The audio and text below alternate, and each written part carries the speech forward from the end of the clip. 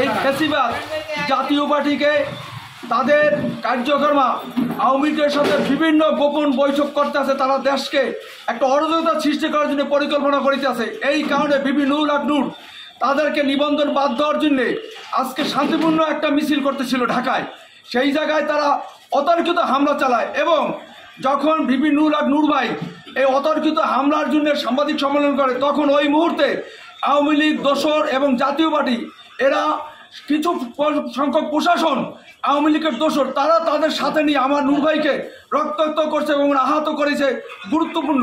তাই আমরা এই মুহূর্তে আমরা এই দেশকে জানাইতে চাই, গণ অধিকার পরিষদ বাংলাদেশকে স্বাধীনতা ফিরিয়ে আনছে এবং এই স্বাধীনতা রক্ষার জন্য প্রয়োজন আমরা জীবন দেবো, তবু আমরা পিছ পা ফেরবো না। কারো নূর ভাই ভয় নাই, পটুয়াখালীর পক্ষ থেকে নূর ভাই ভয় নাই, নূর ভাই ভয় নাই। নূরের উপর হামলা কেন? নূরের উপর হামলা কেন? নূরের উপর হামলা কেন?